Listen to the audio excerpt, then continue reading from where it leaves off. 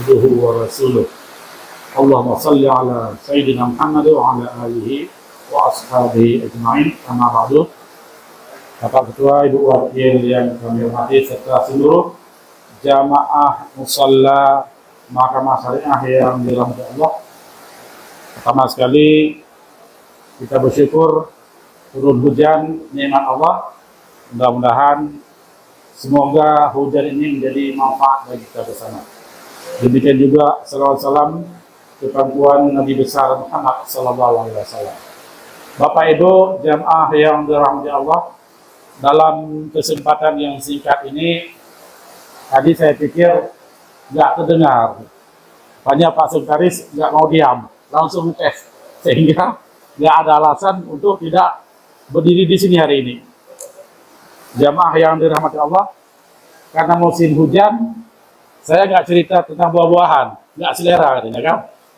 Musim hujan panas ya, cerita buah manggis nggak selera. Jadi ini hanya sekedar kisah yang lain. Mungkin kita semua sudah tahu, sudah hafal dari kecil, ada 10 orang sahabat yang dijamin oleh Rasulullah sebagai untuk masuk surga. Di samping sahabat 4, ada 6 lagi. Di kesempatan yang berbahagia ini, kita hanya bukan membahas, tapi melihat secuil kisah. Mungkin apakah sudah saya sampaikan di sini, saya ingat lagi. Kisah yang seorang sahabat yang bernama Abdurrahman bin Auf.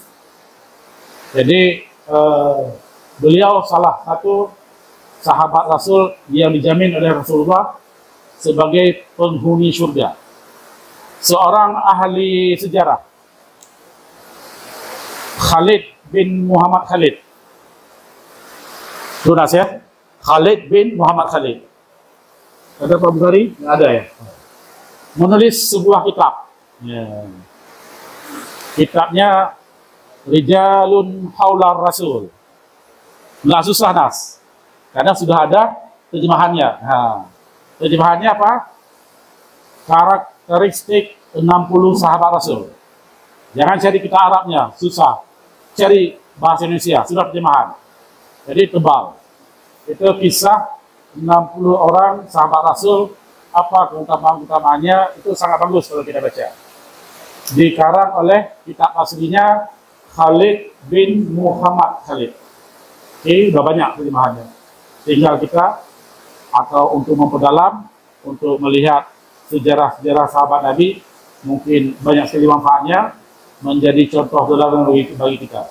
Ada secuil kisah beliau tulis bahwa kata beliau, ini kesimpulan ya, saya nggak baca kisahnya, tapi kesimpulannya. Suatu masa ketika Rasulullah sudah wafat di kota Madinah, ini lagi hujan. Tapi di kota Madinah saat itu, saat beliau cerita dalam bukunya, kondisi kota Madinah lagi keadaan cerah. Udaranya gimana Kim? Menterang apa nih? Kalau di Arab kan tarik ulo, cerah. Ya, jadi dalam keadaan cerah, kemudian penduduk kota Madinah sibuk dengan pekerjaan masing-masing. Yang pedagang sibuk dengan barang dagangannya.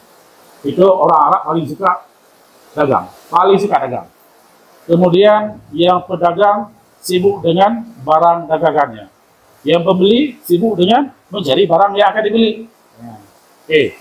Kemudian yang pengembala atau peternak mengembalakan unta atau kibas atau domba, sibuk dengan gembalaannya.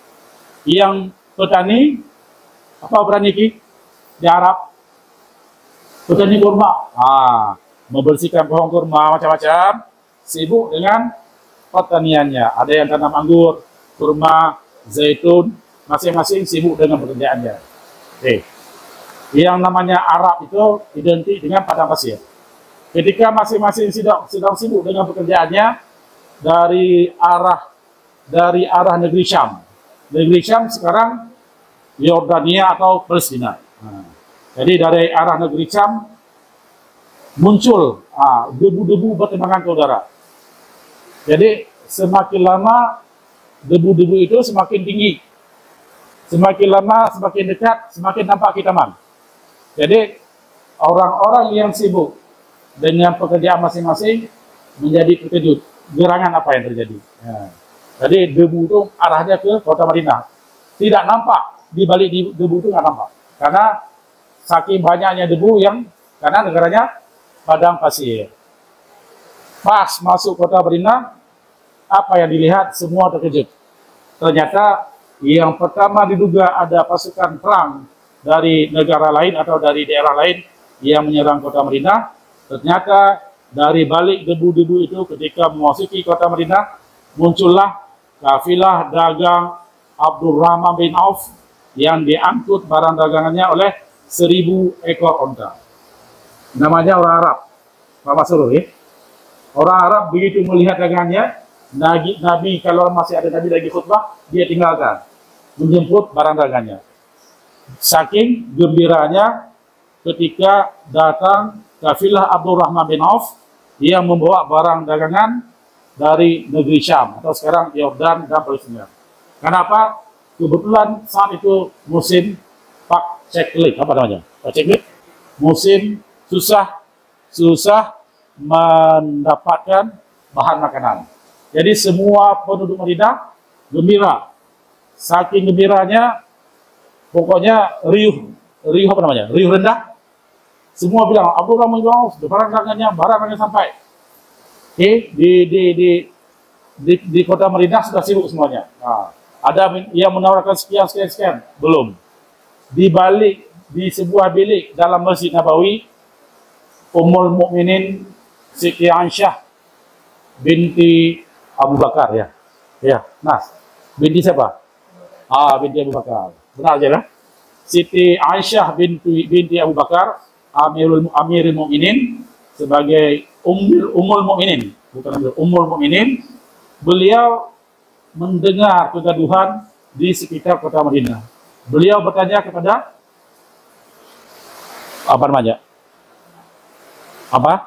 pembantu-pembantunya atau orang-orang yang khadam kepada Siti Aisyah. Gerangan apa yang terjadi di luar sehingga riuh rendah suaranya di sana kemari gak menentu. Dilaporkan ke beliau, wahai Ummul Mukminin Siti Aisyah, yang terjadi di luar bukan ada perang, bukan ada musuh, tapi kafilah dagang Abdurrahman bin Auf sudah sampai ke kota Madinah yang barang dagangannya diangkut oleh 1000 ekor onta. Terus Ummul Mukminin Siti Aisyah mendengar itu, beliau termenung keliling dalam satu bilik dalam Masjid Nabawi. Akhirnya beliau keluarlah kata-katanya kepada para khadamnya atau pembantunya. Kata beliau, dahulu saya pernah mendengar Rasulullah SAW bersabda, kata beliau, Rasul bersabda, Ra'aitul Abdurrahman bin Aufin yadkhulul jannata habwa. Saya melihat, kata Rasul, Aisyah yang bilang, Aisyah yang bilang, saya melihat, kata Rasul, Abdurrahman bin Auf masuk surga secara perlahan-lahan. Padahal beliau sudah dijamin masuk surga, tapi ada Siti Aisyah teringat sebuah sabda bahwa Abdurrahman bin Auf akan masuk surga secara perlahan-lahan. Tak lama kemudian berita ini dari Aisyah ini, hadis yang disampaikan oleh Aisyah dibawa atau oleh khadamnya sambung menyambung sampai ke telinga Abdurrahman bin Auf. Begitu mendengar hadis yang disampaikan oleh khadamnya Siti Aisyah bahwa Rasulullah pernah bersabda begitu, Abdurrahman bin Auf berhenti aktivitasnya. Kepada pembantunya semua diam di tempat. Artinya jangan otak-atik barang dagangannya. Beliau langsung menuju sebuah bilik di Masjid Nabawi. Apa yang beliau bilang? Wahai Ummul Mukminin, saya telah mendengar kabar yang disampaikan oleh khadam Anda, pembantu Anda. Ketahuilah, kemudian saksikanlah, pada hari ini pada hari ini, pada waktu ini, dengan ini saya sampaikan, mudah-mudahan Ummul Mukminin menjadi saksi bahwa seluruh barang dagangan saya yang diangkut oleh 1000 ekor onta, berikut ontanya saya infakkan ke jalan Allah. Saya infakkan kepada seluruh penduduk kota Madinah. Itu yang terjadi. Saya maaf yang dirahmati Allah, seorang yang sudah dijamin masuk surga, tapi semangat infaknya. Ketika mendengar satu hadis dari Rasulullah, beliau langsung menghadap Ummul Mukminin, menyerahkan semua barang dagangannya. Onta saja 1 ekor Pak Yanto paling murah 50 juta. Onta saja, belum barang dagangannya. 50 kali 1000. Berapa Nas? 50 juta kali 1000. Iya. Berapa? Belum barang dagangannya. Timbul pertanyaan, di manakah kita sekarang ini berada? Di manakah kita sekarang ini berada? Mudah-mudahan kisah ini kalau mau dilihat ada di buku itu tadi ya, 6 karakteristik 60 sahabat Rasul. Judul aslinya Rijalun Haular Rasul.